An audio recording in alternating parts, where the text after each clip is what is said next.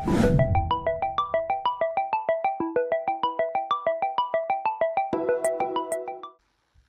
င်္ဂလာရှိသောအခါသမယဖြစ်ကြပါစေ။ဒီနေ့ပတိသတင်းမီဒီယာမှာသမိုင်းကျွေးတင်ရင်ပြန်ဆက်ကြဆိုတဲ့ခေါင်းစဉ်နဲ့ပြောကြားသွားမှာဖြစ်တယ်။လူခွင့်ရေးပညာရှင်ကိုရီးယားလူမျိုးဒေါက်တာယန်ဟီလီနဲ့အမေရိကန်စစ်တပ်မှဗိုလ်မှူးကြီးတာဝန်ယူခဲ့သူတိုင်းချစ်ပြည်ချစ်မြန်မာမျိုးသမီးပညာရှင်ဒေါက်တာမီမီဝင်းဘတ်တို့ကိုမြန်မာပြည်သူတွေကလေးစားတဲ့ကဲ့သို့ကျွန်တော်လည်းလေးစားလျက်ရှိတယ်။သို့သောဒေါက်တာယန်ဟီလီက2021ခုမေလ29ရက်နေ့တောင်ကိုရီးယား JTBC ရုပ်သံရဲ့ Education and Current Affairs အစီအစဉ်မှာကိုရီးယားကနာမည်ကြီးဆယ်လီတွေကိုဖိတ်ခေါ်ပြောကြားတဲ့အခါရိုဟင်ဂျာတွေပေါ်စစ်အစိုးရအဆက်ဆက်ရဲ့ရဲဆက်ဆက်လူအခွင့်အရေးချိုးဖောက်မှုတွေကိုအတိမတ်ပြုပြောဆိုသွားခဲ့တော်လဲဒေသခံရိုဟင်ဂျာတွေစီကိုရခိုင်ဖြစ်လာမဲ့လူမျိုးသစ်တွေကနောက်မှကျူးကျော်ဝင်ရောက်လာတယ်လို့သမိုင်းမှန်ကိုပြောရမယ်စားမနေ့တနေ့ကမှလူအသစ်လူမျိုးအသစ်အဖြစ်ပေါ်ပေါက်လာခဲ့သောနောက်မှဝင်ရောက်လာသူရခိုင်လူမျိုးတွေစီကိုဒေသခံရိုဟင်ဂျာတွေကကိုယ့်ဒေသကိုယ့်မြေကိုယ့်အိမ်မှာကိုနေရင်းနဲ့အကျူးကျော်ခံရတာကိုကျူးကျော်ခံရသူတွေဖြစ်ပြောင်းပြန်ပြောကြားခဲ့တဲ့အတွက်အဲ့ဒီပြောကြားချက်တွေကိုရခိုင်လူမျိုးအစွန်းရောက်တွေကရိုဟင်ဂျာမုန်းတီးရေးအတွက်ခိုင်မာသောအထောက်အထားအဖြစ်ဖော်ထုတ်အသုံးချနေတဲ့အတွက်ရဲ့နဲ့2019ခုနှစ်ဖေဖော်ဝါရီလ28ရက်နေ့ကတင်ထားတဲ့ဒေါက်တာမီမီဝင်းဘတ်ရဲ့ Asia Pacific Center for Security Studies လို့ခေါ်တဲ့အာရှပစိဖိတ်လုံခြုံမှုလေ့လာရေးဗဟိုဌာနအစီအစဉ်မှာပညာရှင်တွေနဲ့အရာရှိကြီးတွေကိုလက်ရှာပေးတဲ့ဗီဒီယိုမှာလဲဒေါက်တာယန်ဟီလီကဲ့သို့အလားတူဒေါက်တာမီမီဝင်းဘတ်ကရိုဟင်ဂျာတွေကိုခိုးဝင်သူတွေကျူးကျော်လာသူတွေဆိုပြီးမြန်မာအစိုးရနဲ့ရခိုင်အစွန်းရောက်သူတွေရဲ့လိမ်လည်လှည့်ပြားဝါဒဖြန့်ချီမှုတွေကိုအချက်လက်အဖြစ်အသုံးပြုထားတဲ့အတွက်သူတို့နှစ်ယောက်ရဲ့ပြောကြားချက်တွေကသမိုင်းအချက်လက်ရမမှန်တဲ့အပြင်ရိုဟင်ဂျာတွေကိုပိုထင်လွဲစေပိုမုန်းတီးစေတဲ့အတွက်ပြင်ဆင်ပေးဖို့မနစ်ကလိုက်လွှင့်ပြီးတော့လေးလေးစားစားတောင်းဆိုခဲ့တယ်။သို့တော်ယန်ဟီလီနဲ့မီမီဝမ်ဘတ်တို့ကသူတို့ရဲ့အမှားတွေနဲ့သူတို့အမှားတွေကြောင့်ရိုဟင်ဂျာမုန်းတီးပိုမိုမြင့်တက်လာတာကိုပြင်ဆင်ပေးခြင်းမရှိတဲ့အတွက်ကြောင့်သူတို့ပြောကြားချက်တွေကိုအချက်အလက်ဖြစ်အသုံးချပြီးရိုဟင်ဂျာမုန်းတီးရေးတွေကိုခဏအတိုင်းဆက်လုပ်နေကြတဲ့အတွက်ရိုဟင်ဂျာတွေကိုတောင်းပန်ဖို့အခုပတိသတင်းမီဒီယာမှာအသစ်တီးဖြတ်ပြီးထပ်မံထုတ်လွှင့်လိုက်ခြင်းဖြစ်ပါတယ်လူမျိုးတစ်မျိုးရဲ့တည်ရှိမှုသမိုင်းကိုညှင်းပယ်ခြင်းပယ်ဖြတ်ခြင်းကလည်းဂျီနိုဆိုက်ကိုအားပေးမှုဖြစ်တယ်ဥပမာစစ်ကောင်စီဥက္ကဋ္ဌဗိုလ်ချုပ်မှုကြီးမင်းအောင်လှိုင်ကမကြာခဏဆိုသလိုရိုဟင်ဂျာဆိုတာမြန်မာသမိုင်းမှာလုံးဝမရှိဘူးလို့ညင်းနေတာမျိုးဖြစ်တယ်ရိုဟင်ဂျာတွေကိုမြန်မာသမိုင်းမြန်မာဆွေဆောင်ကြားနေမှာခိုင်ခိုင်မာမာမှတ်တမ်းတင်ခဲ့ရုံမက Voice of Burma လို့ခေါ်တဲ့မြန်မာအတန်ရဲ့တိုင်းရင်းသားအတန်လွှင့်အစီအစဉ်မှာလဲအခြားတိုင်းရင်းသားဘာသာစကားတွေနဲ့ဒန်းတူအချိန်တူပေးပြီးရိုဟင်ဂျာဘာသာစကားနဲ့အတန်လွှင့်ခဲ့တယ်1960ခုနှစ်လောက်ကမြန်မာတပ်မတော်ခေတ်ရေးစာစဉ်တွေမှာရိုဟင်ဂျာတွေကိုပျောက်ဆုံးနေသောညီအကိုတွေကိုပြန်တွေ့သည့်နယ်ဆိုတဲ့ခေါင်းစဉ်နဲ့စောင်းပါခြေကြီးတွေစက်တိုက်ရေးခဲ့တဲ့အထောက်အထားတွေကလည်းတပ်မတော်မော်ကွန်းတိုက်မှာခဏတိုင်အထင်ကြီးရှိနေစေဖြစ်တာကိုကာကွယ်ဦးစီးချုပ်လုပ်သူကမတိကျိုးကျင်ပြုပြီးသမိုင်းကိုဖုံးကွယ်လူမျိုးရေးမုန်းတီးရေးစကားတွေကိုပြောနေတာကတော့လုံးဝမမှန်ကန်မသိလျော်ပါဘူးဦးသိန်းစိန်လက်ထက်လာဝကဝန်ကြီးလုပ်ခဲ့သူအခုကြမ်းခိုင်ဖွံ့ဖြိုးရေးပါတီဥက္ကဋ္ဌဗိုလ်ချုပ်ဟောင်းဦးခင်ကြီးကရခိုင်နဲ့ရိုဟင်ဂျာပြဿနာကိုသူတို့တွေကတအိမ်တည်းနေညီကိုချင်းရန်ဖြစ်နေကြတာပါလို့လူသိရှင်ကြားပြောခဲ့တာကိုပြန်စဉ်းစားကြည့်ပါရိုဟင်ဂျာတွေကိုခိုးဝင်ဘင်္ဂါလီလို့စစ်အစိုးရရဲ့မူဝါဒအရအမြဲတမ်းပြောနေခဲ့တဲ့စီနီယာဝန်ကြီးတူကရခိုင်ပြည်မတည်ငြိမ်အောင်နဲ့သူတို့ရဲ့ရေရှည်ဖိနှိပ်နေအောင်ရခိုင်သားချင်းရန်တိုက်ဖို့သူတို့ကလောက်ကြံဆွဆွဲမဲ့တာဆွဆွဲနေကြတယ်တကယ်တော့ရခိုင်နဲ့ရိုဟင်ဂျာဆိုတာတမိဘတွေကဆင်းသက်လာတဲ့ညီကိုတော်ဆက်သူတွေသွေးသားတော်ဆက်သူတွေဆိုတာ သူတို့လည်းသိနေကြတယ်ဒေါ်ဆန်းစုကြည်လက်ထက်မြန်မာဆွေဆောင်ကြအသစ်ပြန်လဲပြုစုဖို့စီစဉ်တဲ့အခါမှာလဲ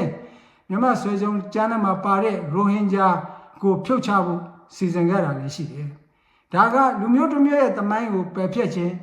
ဂျီနိုဆိုက်လုပ်ရဖြစ်တယ်တကယ်တော့ဒေါ်ဆန်းစုကြည်က2013ခုနှစ်ဘယ်လ်ဂျီယံရောက်ခဲ့သတင်းစာရှင်းလင်းပွဲမှာဒီလူမျိုးတွေက18ရာစုကတည်းကရခိုင်ဒေသမှာရှိနေခဲ့တယ်လို့နိုင်ငံတကာစင်မြင့်ပေါ်တက်ပြီးလူသိရှင်ကြားဝန်ခံပြောဆိုခဲ့သူဖြစ်တယ်18ရာစုဆိုတာခရစ်နှစ်1900စတဲ့1982နိုင်ငံသားဥပဒေမှာ1984မတိုင်ခင်မြန်မာပြည်မှာနေထိုင်သူတိုင်းကိုတိုင်းသားအဖြစ်သတ်မှတ်ထားတဲ့အတွက်ကြောင့်သူ့ဝန်ခံရဲ့အရာခရစ်နှစ်1900ကတည်းကနေထိုင်ခဲ့တဲ့ရိုဟင်ဂျာဘိုးဘေးတွေဟာတိုင်းသားတွေဖြစ်နေကြောင်းကိုသူကိုယ်တိုင်သိထားပေမဲ့မြန်မာဆွေဆောင်ကြအသစ်ရေးဖို့စီစဉ်တဲ့အခါမှာသူကရိုဟင်ဂျာသမိုင်းကိုဖျောက်ဖျက်ဖို့ဖြုတ်ချဖို့စီစဉ်ခဲ့တယ်1430ခုနှစ်မြန်မာပြည်ကိုတိုက်ထုတ်ပြီးမြောက်ဦးမင်းဆက်မင်းစောမုံကိုနှစ်ကြိမ်တိုင်အသက်သွေးချပိစနန်းတင်ပေးခဲ့တဲ့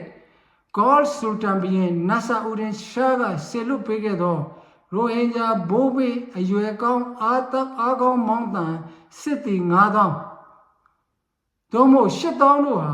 ရခိုင်ပြည်နယ်မှာရခိုင်ထီးနှံကို200ရှိကာကွယ်စောင့်ရှောက်ရင်းနဲ့ရခိုင်ပြည်သူတွေနဲ့အိမ်တော်ကြပြီးရိုဟင်ဂျာလူအဖွဲ့အစည်းကြီးထွားလာခဲ့တာဖြစ်တယ်။ရခိုင်ပြည်နယ်ကလည်းသူတို့ကိုအကျိုးပြုသူသူတို့ထီးနှံကိုကာကွယ်စောင့်ရှောက်သူတွေကိုရခိုင်ပြည်မှာအမြဲတမ်းအရှိစိုက်နေထိုင်ခြင်းအောင်ရခိုင်မျိုးသမီးတွေနဲ့အိမ်တော်ပြုဖို့တိုက်တွန်းအားပေးခဲ့ကြောင်းတမိုင်းအထောက်ထားတွေကိုလည်းရခိုင်လူမျိုးတမိုင်းပညာရှင်တွေကမှတ်တမ်းတင်ထားခဲ့တဲ့အပြင်ဘီရင်မင်းပါကြီးကိုရှောက်ထားတဲ့ရှင်မြဝါရဲ့ရှောက်ထားချက်ထဲမှာလည်းအထင်ရှားပါရှိနေတယ်ဒီအချက်ကိုမှားတယ်ဆိုရင်ကျွန်တော်အခု light လွှင့်နေတော့မှာပဲမဲ့မှာလာပြောသွားလို့ရပါတယ်ဒါကရခိုင်နေရေးတဲ့ရခိုင်သမိုင်းကိုကျွန်တော်ပြောနေတာဖြစ်တယ်โอเคအခုဒေါက်တာယာဟီလီပြောကြားချက်တွေကအထောက်ထားတွေမှားယွင်းနေတာကိုကျွန်တော်ဥစွာရှေ့ပတ်မယ်ပြီးရင်တော့ဒေါက်တာမီမီဝင်းဘတ်ရဲ့ပြောကြားချက်တွေကိုဆက်လက်ရှေ့ပတ်သွားမှာဖြစ်တယ်။နည်းနည်းရှေ့လျားတဲ့အတွက်ကြောင့်အပိုင်း3ပိုင်းလောက်ခွဲတင်သွားရမယ်လို့ထင်ပါတယ်။ယာဟီလီကမြန်မာကိုအင်္ဂလိပ်က1885မှာစတင်ပြီး260ကျော်အုပ်ချုပ်ခဲ့တယ်လို့ပြောတယ်။ဒီကစလွဲတာပဲဗျ။1824မှာစပြီးတော့တစားနဲ့အုပ်ချုပ်တာ124နှစ်အုပ်ချုပ်ခဲ့တာဖြစ်တယ်124နှစ်မှာနောက်ဆုံး10နှစ်မတိုင်ခင်အထိ114နှစ်ကြာမြန်မာပြည်ဟာအိန္ဒိယအစိုးရရဲ့အုပ်ချုပ်မှုအောက်မှာအိန္ဒိယရဲ့ပြည်နယ်တစ်ခုဖြစ်နေခဲ့ရတာဖြစ်တယ်အဲဒါကြောင့်လဲအိန္ဒိယနိုင်ငံသားတွေကမြန်မာပြည်သူတွေမြန်မာနိုင်ငံကိုသူတို့ရဲ့လက်အောက်ခံပြည်နယ်တစ်ခုအဖြစ်သဘောထားပြီးပြောင်းရွှေ့အရှိစိုက်ခဲ့ကြတာဖြစ်တယ်1885ဆိုတာကတနိုင်ငံလုံးကိုစတင်အုပ်စီးနိုင်ခဲ့တာဖြစ်တယ်ခုနှစ်လောက်လွဲတာဆိုပေမဲ့260နဲ့124နှစ်ကွာခြားမှုကတော့များလွန်တယ်ဥပမာဒုတိယကမ္ဘာစစ်ကဂျာမနီကပိုလန်ကိုဝင်သိမ်းတဲ့1939ကစတာဖြစ်တယ်တကမ္ဘာလုံးကပါဝင်တဲ့1941မှာဒုတိယကမ္ဘာစစ်ကိုစတာလို့မပြောသလိုဖြစ်တယ်ဒါကြောင့်အင်္ဂလိပ်ကဗမာပြည်ကိုစသိမ်းတာ1824ဖြစ်တယ်260မဟုတ်ဘူး124နှစ်ကြာတယ်ဒါတစ်ချက်ပေါ့နော်ဒါသူမှားတစ်ချက်ပေါ့နောက်တစ်ချက်ကမြန်မာပြည်တွင်လူမျိုးတွေရဲ့ပြိပခအစကအင်္ဂလိပ်ရဲ့သွေးခွဲအုပ်ချုပ်မှုကြောင့်ဖြစ်လာတယ်အင်္ဂလိပ်ကိုလိုနီကိုမြန်မာပြည်သူအပေါင်းကရွရွချွန်တော်လှန်ခဲ့ကြတယ်ရန်ဟီလီယာပြောတော့တယ်ဒီချက်ကလည်းပုံပြင်တဲ့သမိုင်းကွာရှားမှုလို့အတော်လေးကိုလွဲနေတယ်အင်္ဂလိပ်နယ်ချက်ကသွေးခွဲမအုပ်ချုပ်ဘူးလို့ပြောတာမဟုတ်ဘူးသို့တော့မြန်မာတွေကငါတို့ရဲ့အုပ်ချုပ်မှုတိတ်ပိုက်မှုကိုလူမျိုးစုငယ်တွေကလက်ခံကျေနပ်တဲ့အောင်ဝါရဖြန့်ထားတဲ့မြန်မာသမိုင်းအလိမ်အလုံးတွေကိုရန်ဟီလီကအဟုတ်ထင်ပြီးပဲ့တင်ထပ်ခဲ့တာဖြစ်တယ်အားလုံးသိတဲ့အတိုင်းမြန်မာဘုရင်ကြီးရဲ့နှစ်1000ကျော်သမိုင်းတစ်လျှောက်လုံးဟာဗမာလူမျိုးချင်းတိုက်ခိုက်ကြတာအပြင် လူမျိုးကြီးဗမာကလူမျိုးငယ်တွေကိုအမြဲတမ်းလိုတိုက်ခိုက်သိမ်းပိုက်ခဲ့တဲ့သမိုင်းတွေကြီးဖြစ်တယ်မြန်မာသမိုင်းအစပထမဆုံးပကံမင်းအနော်ရထာကသူရဘုံမိတထုံကမွန်တွေကိုတိုက်ခိုက်သိမ်းပိုက်ကျွံပြုတ်ခဲ့သလိုကုန်းမောင်မင်းဆက်အစဦးအောင်စရာကတကုံကိုသိမ်းပြီးမွန်တွေကိုရဲဆက်ဆက်လှုပ်ခဲ့သလိုဘိုးတော်မင်းကလည်းရခိုင်ကိုကန်းကုံအောင်ဖိနှိပ်သိမ်းပိုက်ကျွံလှုပ်ခဲ့တာဖြစ်တယ်တို့တော့ဒါမျိုးတွေကဗမာမှလောက်တာမဟုတ်ပါဘူးဗေဒတရခေကမ္ဘာနိုင်ငံကြီးတိုင်းမှာအင်အားကြီးတဲ့လူကအင်အားငယ်တဲ့လူကိုတိုက်ခိုက်သိမ်းပိုက်ကျွံလုခဲ့တာဖြစ်လို့မြန်မာမုံကိုပြောနေတာမဟုတ်ဘူးဒါတမိုင်းရဲ့ဖြစ်ရမှန်ကိုသိအောင်ပြောပြနေတာတမိုင်းဖြစ်ရမှန်ကိုသိမှကျွန်တော်တို့တွေကသင်ခန်းစာယူတာကိုသင်ခန်းစာယူနိုင်မယ်အတုယူစရာတွေကိုအတုယူနိုင်မှာဖြစ်တယ်ဆိုတော့ဒီဗေဒတရခေရဲ့အစင်အလာသဘောတိုင်းအားကြီးတဲ့လူကအားကြီးမြန်မာပထဝီမြန်မာသမိုင်းမှာအားကြီးတာမြန်မာလူမျိုးအားနေတာတိုင်းသားလူမျိုးငယ်စုတွေဆိုတော့လူမျိုးငယ်စုတွေဟာအမြဲတမ်းသူတို့ကိုမြန်မာအင်အားကြီးတွေကဖိနှိပ်ကျွန်လုပ်နေတဲ့ခါကျတော့သူတို့ကအခွင့်တာတဲ့ခါတိုင်းမြန်မာတွေကိုပြန်ပြီးတိုက်ခိုက်ကြတာပဲဒါကမြန်မာသမိုင်းဖြစ်စဉ်တစ်ခုလုံးမှာနှစ်တစ်ထောင်ကျော်မြန်မာသမိုင်းဖြစ်စဉ်တစ်ခုလုံးမှာမဆုံးနိုင်အောင်တွေ့နေရမှာဖြစ်တယ်ရခိုင်တွေကလည်းသူတို့ထင်းတန်းသူတို့ပြည်ကိုပြုတ်ချပြီးသူတို့ကိုကြုံလုပ်တဲ့မြန်မာပြည်ကိုပြန်တိုက်ဖို့ရခိုင်ပြည်ကိုပြန်သိမ်းဖို့ရခိုင်တွေကပဲအင်္ဂလိပ်ကိုတွားခေါ်ပြီးအင်္ဂလိပ်လက်အောက်မှာမောက်အာမီဆိုတဲ့မောက်စစ်တပ်ဆိုတဲ့တပ်စုနှစ်စုနဲ့ဝင်တိုက်ပေးခဲ့တယ်လို့အောက်မြန်မာပြည်ကိုအင်္ဂလိပ်ကဝင်သိမ်းတဲ့ခါမှာလဲမွန်နေဘက်ကလည်းအင်္ဂလိပ်ဘက်ကမွန်နေကလည်းအင်္ဂလိပ်ဘက်ကဝင်တိုက်ပေးခဲ့တာဖြစ်တယ်ဒါကသမိုင်းမှန်ပဲနော်ဗမာမုံလို့မွန်မုံလို့အင်္ဂလိပ်မုံလို့မဟုတ်ဘူးဒါတွေကလူတိုင်းကသူ့ရဲ့ခံစားချက်သူ့လူမျိုးသူ့ထီနာသူ့ရဲ့ကိုယ်ပိုင်အုပ်ချုပ်ခွင့်ကိုအခွင့်တာတိုင်းပြန်ပြီးတော့ရယူခြင်းတဲ့သဘောတွေဖြစ်တယ်ရခိုင်တွေကအင်္ဂလိပ်ကိုတွားခေါ်လို့ရခိုင်ကိုလည်းကျွန်တော်တို့စိတ်နာစရာအကြောင်းမရှိဘူးသူတို့မှလည်းသူတို့ခံစားချက်သူတို့မျက်နှာချက်တွေရှိတယ်တကယ်တော့ရခိုင်တွေကတွားမခေါ်လဲပဲအင်္ဂလိပ်ကမြန်မာပြည်ကိုတစ်ချိန်ချိန်မှာတိမ့်တော့မှာဖြစ်တယ်ဒါမဲ့အတွင်းကကူမဲ့လူရှိတော့အင်္ဂလိပ်ကကိုလိုနီလုပ်ဖို့ပိုလွယ်ကူတာပိုအောင်မြင်သွားတာဖြစ်တယ်ခုနရန်ဟီလီပြောသလိုတိုင်းသားတွေအားလုံးကမကျေနပ်ဘူးတိုင်းသားတွေကရွရွချွန်ချွန်ပြန်တိုက်ကြတယ်ဆိုတာတွေကဒါတမိုင်းမဟုတ်ဘူးပုံမြင်နေဖြစ်တယ်ကုန်းမောင်မင်းဆက်ရဲ့အညံ့ဆုံးဖြစ်တဲ့တီဘောမင်းလက်ထက်မှာအုပ်ချုပ်ရေးညံ့ဖြစ်မှုဖိနှိပ်မှုခြားစားမှုတွေကြောင့်အင်္ဂလိပ်မြန်မာပြည်စစ်ပွဲကို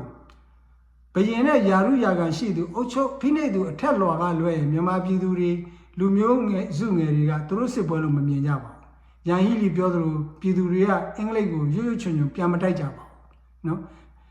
ဒါကြောင့်လေအင်္ဂလိပ်မြန်မာပထမစစ်ပွဲနဲ့ဒုတိယစစ်ပွဲနောက်ပိုင်းမှာဒီအထက်ဗမာပြည်ကဗမာပြည်နဲ့အုပ်ဆိုးတဲ့အောက်ကလူမျိုးစုံမြန်မာပြည်သူတွေကအခွင့်တာတိုင်းဖိနှိပ်လွန်းတဲ့မြန်မာပြည်တွေလက်အောက်ကနေပဲထွက်ပြေးပြီးအင်္ဂလိပ်အုပ်ချုပ်တဲ့နေမျိုးကိုကူးပြေးလာကြတဲ့တမိုင်းထောက်ထားတွေလည်းဖတ်လို့မကုန်ရှိနေပါတယ်နော်ကျွန်တော်တို့ကပုံမြင်တဲ့တမိုင်းကိုခွဲမြင်ဖို့လိုပါတယ်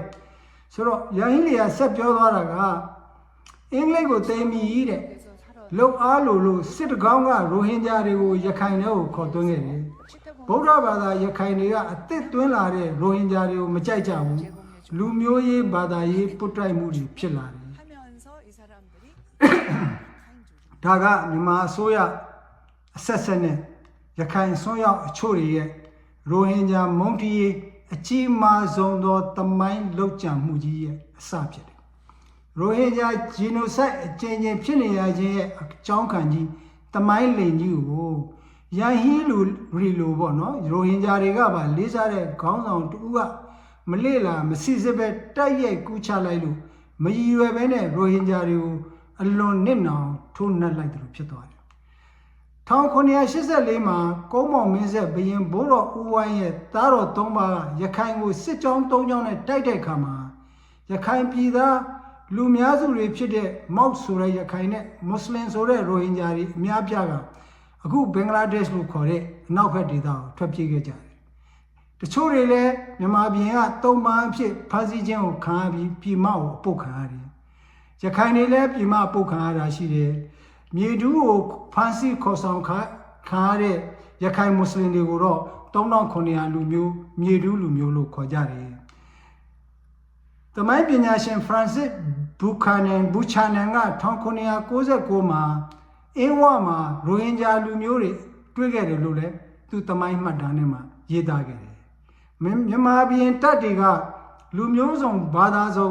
ရခိုင်ပြည်သူတွေကိုရဲစက်တတ်တယ်ကလေးတွေကိုမောင်းစုံတဲ့ထက်ထုတတ်တယ်ဆိုတဲ့ရခိုင်သမိုင်းမှတ်တမ်းတွေကိုကျွန်တော်တို့ဖတ်မိကြမှာဖြစ်ပါတယ်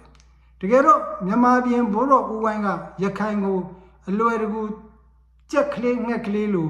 တိုက်ခိုက်သိမ်းပိုက်နိုင်ခြင်းကရခိုင်ပြည်တွေရဲ့ရခိုင်ပြည်သူတွေကိုဖိနှိပ်မှုအကျင့်ပြတ်ခြစားမှုတွေကြောင့်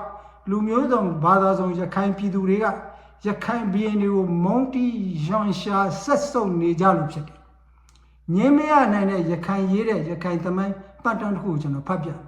။ဘိုးတော်ဗျာရဲ့အင်ရှိဥပရာဇာတက်ဟာလောက်ကျက်မြို့ဟောင်းမှာတက်တီတက်ဆွဲနေတဲ့အချိန်ရခိုင်ပြည်သူအများကတိုင်းကားပြည်ရွာစီးပင်သားရအောင်ပြုလုပ်မဲ့မင်းကောင်းမင်းမွန်ရောက်လာပြီးဆိုပြီးအလွန်ဝမ်းသာရွှင်လန်းကကားခုံပျော်ပွားအောင်သေးအောင်သားစားတော့ကြတယ်လို့ရခိုင်ရာဇဝင်သစ်မှာရေးထားတယ်။ဒေါက်တာအေးချမ်းရဲ့ရခိုင်သမိုင်းမိတ်ဆက်စာမျက်နှာ140မှာလည်းရေးထားတယ်။ဒါကရခိုင်သမိုင်းမှာဖြစ်တဲ့အတွက်ကြောင့်ရခိုင်မိတ်ဆွေတွေအနေနဲ့ပုံမြင်နေတဲ့မှာပဲနင့်မမနေသင့်ပဲကိုယ်သမိုင်းမှန်ကိုကောင်းတဲ့အချက်တွေကိုအတူယူဖို့မှားတဲ့အချက်တွေကိုသင်ခန်းစာယူဖို့သမိုင်းအချက်လက်မှန်နေတဲ့မှာပြန်ရှာကြဖို့လိုပါတယ်ပုံမြင်ထဲမှာပြန်ရှာပြီးရခိုင်သမိုင်း2-5000လုပ်နေလို့တော့ဒါကလူရဲကြတွေဖြစ်ကုန်မယ်ရခိုင်နဲ့မြန်မာသမိုင်းက1000သာရှိတယ်ဆိုတာကိုအလယ်တန်းကြောင်းလောက်တက်ဖူးရင်သိနိုင်ကြပါတယ်ရခိုင်ကိုသိမ်းပြီးတော့ကောက်ယူခဲ့တဲ့ဒုတိယမဟာဝန်ရှင်တော်မင်းကြီး Sub Commissioner Charles Patton က1826ဂျွန်9ကအစည်းအဝေးအမှတ်10မှာရခိုင်ရဲ့တကောင်စင်းမှာမောက်6000မွတ်စလမန်3000ဗမာရှင်းနေတက်တွေပါတဲ့ဗမာက1000ရှိတယ်လို့မှတ်တမ်းတင်ထားတယ်ဒီမှတ်တမ်းကဒီနေ့နယူးဒေလီမှာရှိတဲ့ကွန်ဂရက်ပြတိုက်မှာရှိနေတယ်တွားကြည့်လို့ရတယ်အချိန်မျိုးအင်္ဂလိပ်ကရခိုင်လို့မောက်မတင်ထားဘူးမောက်လို့မှတ်တမ်းတင်တယ်ရိုဟင်ဂျာတွေကိုလည်းရိုဟင်ဂျာလို့မှတ်တမ်းတင်ထားဘူးမွတ်စလင်တွေလို့မှတ်တမ်းတင်တယ်ရခိုင်ဒေသလို့လည်းမှတ်တမ်းတင်ထားဘူးအာရကန်ဒေသလို့မှတ်တမ်းတင်တယ်လွန်ခဲ့တဲ့200လောက်ကတည်းကအာရကန်ဒေသမှာမွတ်စလင်တွေဟာစုစုပေါင်းလူဦးရေ3ပုံရှိတယ်မွတ်စလင်တွေကကလေးမွေးဖွားမှုများလို့ဘေးနိုင်ငံခိုးဝင်လို့လူကြီးများလာတယ်ဆိုတာကအထောက်ထားမရှိဘူးလူကြီးများလာခြင်းလည်းမရှိဘူးတိုက်ခိုက်တပ်ဖြတ်မှုတွေကြောင့်ရိုဟင်ဂျာတွေကထွက်ပြေးနေရတာပဲရှိတယ်လူကြီးနေပါလာတာပဲရှိတယ်ဒါကြောင့်လူကြီးများလာတယ်ခိုးဝင်လာတယ်ဆိုတာကရိုဟင်ဂျာတွေကိုမုန်းတီးမှုကြောင့်လိမ်လည်ဝါဒဖြတ်တိုက်ခိုက်နေခြင်းသာဖြစ်တယ်ပါရှန်ဘာသာစကားအရဒေါက်တိုင်လို့အဓိပ္ပာယ်ရတဲ့အာရကန်ပြည်နယ်ကိုရခိုင်ပြည်နယ်အဖြစ်ပါရှားဘာသာစကားအရမြို့ဝလို့အဓိပ္ပာယ်ရှိတဲ့အကြတ်မြို့ကိုစစ်တွေမြို့ဖြစ်1984ခုနှစ်ကမှပြောင်းလဲခဲ့တာဖြစ်တယ်။အင်္ဂလိပ်က1824မှာရခိုင်ကိုသိမ်းတော့အခုစစ်တွေမြို့ဖြစ်လာမဲ့နေရာမှာရိုဟင်ဂျာရွာလို့အမည်ရတဲ့အဓိပ္ပာယ်ရတဲ့ရိုဟင်ဂျာဖာရာဆိုတာရှိတယ်။အင်္ဂလိပ်ကအဲ့ဒီရွာမှာအခြေစိုက်ပြီးဖာရစီလိုအကြတ်မြန်မာလိုမြို့ဝလို့အမည်ရတဲ့စစ်တွေမြို့ကိုတည်ခဲ့တာဖြစ်တယ်။အင်္ဂလိပ်မှတ်တမ်းတွေနဲ့1980မတိုင်ခင်မြန်မာအစိုးရမှတ်တမ်းတွေမှာရိုဟင်ဂျာတွေကိုဘယ်တော့မှဘင်္ဂါလီလို့သုံးထားတာမရှိဘူး။အင်္ဂလိပ်သိမ်းပြီးနောက်အလောက်ကန်ခွန်လာတွေပေါ်တယ်တရားဥပဒေစိုးမိုးတဲ့အတွက်ကြောင့်ပဲခူးဘက်ကမြန်မာတွေလည်းမြန်မာပြည်အောက်မှာမနေလို့ပဲအင်္ဂလိပ်အောက်ရခိုင်ဘက်ကိုကူးလာသလိုအခုဘင်္ဂလားဒေ့ရှ်ဖြစ်နေတဲ့ဒေသကိုထွက်ပြေးသွားခဲ့တဲ့ရခိုင်နဲ့ရိုဟင်ဂျာတွေလည်းရခိုင်ဘက်ကိုပြန်ကူးလာကြတယ်ရခိုင်ဒေသကိုပြန်မလာပဲဘင်္ဂလားအချမ်းမှာပဲဘင်္ဂလားဒေ့ရှ်ဖြစ်မဲ့အချမ်းမှာပဲအခြေစိုက်ကြံခဲ့တဲ့ရခိုင်တွေကိုအခုအခါမှာစစ်ကောင်းနီးယန်းလူမျိုးတွေဖြစ်ဘင်္ဂလားဒေ့ရှ်အစိုးရကတရားဝင်အသိမှတ်ပြုစောင့်ရှောက်ထားတယ်ဘင်္ဂလားဒေ့ရှ်ချမ်းမှာမြန်မာဘက်ကထွက်ပြေးသွားတဲ့မွတ်စလင်ရှို့တွေကြံခဲ့ရင်လည်းသူတို့တွေကဒေသခံတွေနဲ့ပေါင်းဆက်သွားပြီးဘင်္ဂလားဒေ့ရှ်တွေဖြစ်သွားပုံရတယ်အဲဒါကြောင့်ဘင်္ဂလားဒေ့ရှ်ဘက်မှာရခိုင်ရိုဟင်ဂျာလူမျိုးဆိုတာတည်တာမရှိဘူး ဘင်္ဂလားဒေ့ရှ်ရှမ်းမှာစစ်ကောင်နီးအောင်လို့ခေါ်တဲ့ရခိုင်လူမျိုးတွေပဲရှိနောက်ပြီးရခိုင်တွေအားလုံးကမြေရှင်ဖြစ်ပြီးသူတို့စီမှာရိုဟင်ဂျာတွေအားလုံးကဆင်းရဲလို့လက်ကူလီလာလုပ်တယ်ဆိုတာကလည်းအတော်ကြီးစရာကောင်းတယ်လက်တွေ့မဖြစ်နိုင်တဲ့ပုံမြင်တွေဖြစ်နေတယ်လူမျိုးတိုင်းမှာဗျာဆင်းရဲသူချမ်းသာသူရှိတာပဲငါတို့လူမျိုးကအကုန်ချမ်းသာပြီးသူတို့လူမျိုးကအကုန်ဆင်းရဲတယ်ဆိုတာဒါကလေးစကားလိုဖြစ်နေတာပေါ့ဗျာပြောတဲ့လူကလည်းရှင့်ပြောပေါ့ယုံတဲ့လူကလည်းရှင့်ယုံကြပေါ့နော်တကယ်တော့ရခိုင်ဒေသမှာရိုဟင်ဂျာမြေရှင်တွေအုပ်ချုပ်ရေးမှုတွေ nation passion တွေလည်းရှိခဲ့တယ်အခုခင်ဗျားတို့သိနေကြတဲ့ဥရွှေမောင်ကိုနေဆန်းလွင်ကိုထွန်းလွင်ကိုလွန်သွားတဲ့အော်ရိုရာငင်းချိုင်းစုရှင်ဦးကျော်လှအောင်သူတို့ရဲ့ဘိုးဘွားတွေနောက်ကိုလွန်သွားတဲ့ပြည်တော်စုကျမကြီးဝန်ကြီးဟောင်းဒေါက်တာဆူလ်တန်အာမတ်နောက်ပြည်တော်စုအမတ်တွေဖြစ်တဲ့ဦးအဘူဘော်ရှော့ဦးဖိုးခိုင်ဒေါ်သိန်းညွန့်ဒီသူတို့တွေရဲ့မိဘဘိုးဘွားတွေကလည်းမြေရှင်ကြီးတွေပညာတတ်ကြီးတွေအရာရှိကြီးတွေဖြစ်တယ်သူတို့လက်ကူလီတွေမဟုတ်ပါဘူးအင်္ဂလိပ်သိန်းတော့ရခိုင်ပြည်ရဲ့စာတတ်မှုအကြောင်းကိုလည်းစာတတ်မြောက်မှုအကြောင်းကိုလည်းပြောခြင်းတယ်ဘင်္ဂါလီတွေကစာမတောက်ဘူးရိုဟင်ဂျာတွေကစာတတ်တယ်ဆိုတော့တမိုင်းအထောက်ထားမဲ့ narrative တွေလူမျိုးမုံအောင်လုပ်တဲ့ narrative တွေအခုကတော့ဟုတ်တာပေါ့အခုကတော့ရိုဟင်ဂျာတွေကိုပိတ်လောင်ထားတယ်ကျောင်းတွေစာသင်ခွင့်မပေးဘူးကျောင်းတွေကလည်းကျောင်းသာဖွင့်ထားတဲ့ဆရာမလာဘူးခန်းထားတဲ့ဆရာလည်းရခိုင်လူမျိုးဆရာတွေလာချင်မှလာတယ်မလာချင်မလာဘူးမြို့မှာထိုင်ပြီးလာစာထုတ်နေတဲ့ရိုဟင်ဂျာကလေးတွေကစာသင်လို့မရဘူးဘယ်မှလည်းတရွာနဲ့တရွာလည်းကူလို့မရဘူးမြို့လည်းတက်လို့မရဘူးအခုတော့စာတောင်းမြတ်မှုကနည်းသွားတာနော်ဒါတမင်လောက်ထားတာလူမျိုးတစ်မျိုးကိုသူ့ရဲ့ဒီဘဝရှင်သန်မှုအခွင့်အလမ်းတွေပျောက်အောင်လုပ်တာဒါလည်းဂျင်နိုဆိုက်ပဲဗျရိုဟင်ဂျာကိုဒါကခင်ဗျားနေရာတကာဂျင်နိုဆိုက်ပြောနေဂျင်နိုဆိုက်17ချက်ရှိတယ်နော်ဖတ်ကြည့်ရှာဖတ်နော်ခုနမျက်လုံးပိတ်မိတ်ပြီးတော့ဟာမဟုတ်ဘူးအဲ့လိုမငင်းနဲ့နော်ဂျင်နိုဆိုက်17မျိုးရှိတယ်လူမျိုးတစ်မျိုးကိုအမြဲတမ်းတင်ရှာပြီးတော့အမြဲတမ်း narrative လုပ်နေတာလေဒါဂျင်နိုဆိုက်ပဲဂျင်နိုဆိုက်အစအဆင့်ပညာမတောင်းသူတို့ရဲ့စီးပွားရေးအခွင့်အလမ်းနေပေါအောင်လုပ်တာဒါလည်းဂျင်နိုဆိုက်ပဲသူတို့ရဲ့သမိုင်းတွေကိုဖျောက်ဖျက်တာသူတို့ရဲ့ရှိပြီးသားသမိုင်းတွေကိုထိန်ချန်တာဖုံးကွယ်တာဒါတွေလည်းဂျင်နိုဆိုက်ရဲ့အဆင့်တွေပဲနောက်ဆုံးကြမှာဂျင်နိုဆိုက်အမြင့်ဆုံးအဆင့်အမှာအမြင့်ဆုံးအဆင့်မဟုတ်အမြင့်ဆုံးရဲ့အောက်ကအဆင့်ဟာသူတို့လူမျိုးတုံးတက်လူမျိုးတုံးညမှာလည်းတုံးမှာပေါ့နော်ဒါပေမဲ့လူမျိုးကိုရွယ်ချက်ရှိတတ်တာအဲ့ဒါအမြင့်ဆုံးရဲ့ဒုတိယအောက်ကအဆင့်အမြင့်ဆုံးအဆင့်ကဘာလဲသိလားသူတို့ကိုတတ်ပြီးငါမတတ်ပါဘူးလို့သူတို့ဂျင်နိုဆိုက်လုပ်ပြီးငါဂျင်နိုဆိုက်လုပ်တာမဟုတ်ပါဘူးလို့ညင်းတာအဲ့ဒါအမြင့်ဆုံး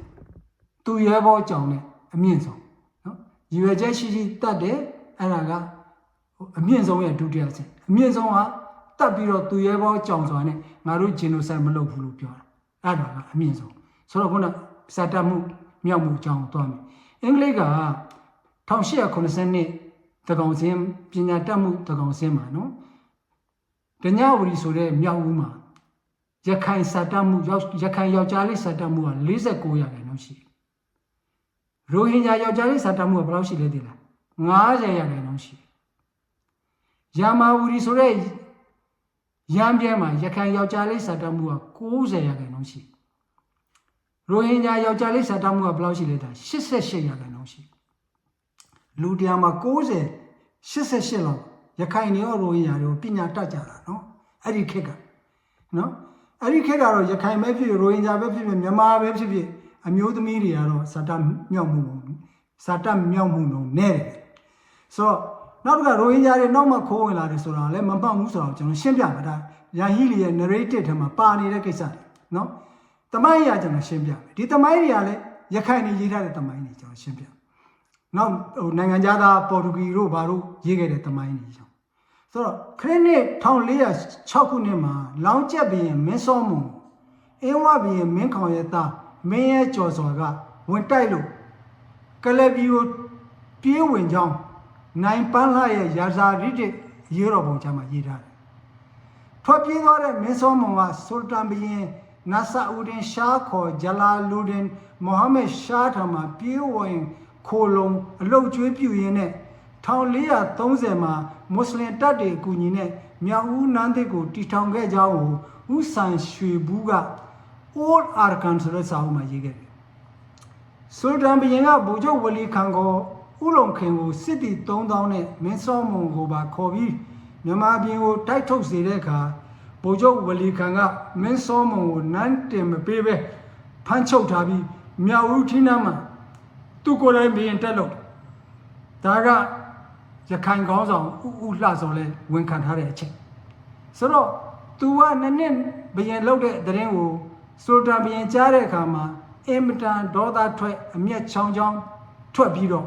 ဗိုလ်ချုပ်ကြီးစင်ဒီကန်ကိုစစ်တီ9000နဲ့အတူထပ်ပြီးစေလွတ်တယ်ဗိုလ်ချုပ်ကြီးစင်ဒီကန်ကဗိုလ်ချုပ်ကြီးဝလီခံကိုနေပြီးဖမ်းဆီးပြီးတော့ကွက်မြက်ပလိုက်တယ်ကွက်မြက်ပြီးတဲ့နောက်မင်းစောမုံကိုမြောက်ဦးထင်းတန်းရဲ့ပထမဘရင်ဖြစ်နန်းတင်ပေးခဲ့နန်းတင်တဲ့အခါမှာမင်းစောမုံကိုဆူလေမန်ခန်ဆိုတဲ့ဘွဲ့အမည်နဲ့နန်းတင်ပေးခဲ့1430ကနေပြီး1622ခုနှစ်ထိ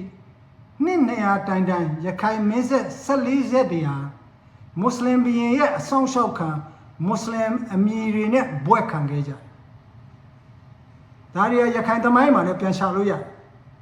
အဲဒါကြောင့်ရခိုင်ပြည်နယ်တွန်းလို့တဲ့ဒင်္ဂါတွေမှာအလာမတပါကိုးကွယ်ရမရှိငါထင်းနှန်းကိုအလာရှင်စောက်ရှောက်ပါစေလို့ရေးထုတ်ခဲ့ကြတာဖြစ်တယ်ဒီဒင်္ဂါတွေကိုအခုလည်းမြောက်ဦးသမိုင်းပြတဲ့မှာခင်ဗျားတို့တော့ကြည့်လို့ရတယ်ကျွန်တော်ပြောတာဒီဟာကြောင့်မြောက်ဦးဘရင်တွေဗုဒ္ဓဘာသာတွေမဟုတ်ဘူးမွတ်စလင်ဖြစ်တယ်လို့ကျွန်တော်ပြောနေတာမဟုတ်ဘူးမြောက်ဦးဘရင်စောပိုင်းမှာမွတ်စလင်တွေရဲ့အဆောင်ရှောက်ခံဘရင်တွေဖြစ်တယ်ဆိုတော့ကျွန်တော်ပြောပြတယ်သူ့ကိုနန်းတင်ပေးတဲ့ဗိုလ်ချုပ်ကြီးဝလီခါစင်ဒီခါကိုကျေးဇူးတင်တဲ့အတွက်ကြောင့်မြောက်ဦးဘရင်မင်းစောမုံခေါ်ဆိုလမန်ခန်ကစင်ဒီခန်ဆိုတဲ့ပလီကြီးကိုမြောက်ဦးမှာတည်ပေးခဲ့နောက်ထပ်ပလီတစ်လုံးမှထပ်တည်ပေးထားသေးတယ်အဲ့ဒါကိုဘယ်သူတွေးခဲ့လဲ1600ခုနှစ်လောက်မှာမြောက်ဦးကိုရောက်ခဲ့တဲ့ပေါ်တူဂီဖုံးတော်ကြီးမန်နရိတ်ကမြေပုံနဲ့တကွဒီပလီတွေကိုရေးသားဖော်ပြခဲ့တယ်စင်ဒီခန်ပလီကြီးရဲ့ဓာတ်ပုံကိုဆရာချေကလည်းမှတ်တမ်းတင်ထားတယ်အခုတော့အစမကြောင်ဖြတ်စည်းလိုက်ပြီတမိုင်းဖြတ်ခံလိုက်ရပြီသို့တော့ဗလီနေယာမြေပုံအကျုံအတိအကျရှိနေတဲ့အတွက်ကြောင့်တစ်ချိန်ကျရင်ရိုဟင်ဂျာနဲ့ရခိုင်ရှစ်ကြီးရဲ့ထိမ်းမှဖြစ်မြောက်ဦးတမိုင်းအစဗိုလ်ချုပ်ကြီးစင်ဒီခန်ပလီကိုပြန်လဲတူဖို့အသုံးပြုနိုင်မှာလို့ကျွန်တော်မျှော်လင့်ပါတယ်ဒုတိယပိုင်းကိုမကြခင်ဆက်လက်ပြောကြပါမယ်နားထောင်တဲ့အတွက်ကျေးဇူးတင်ပါတယ်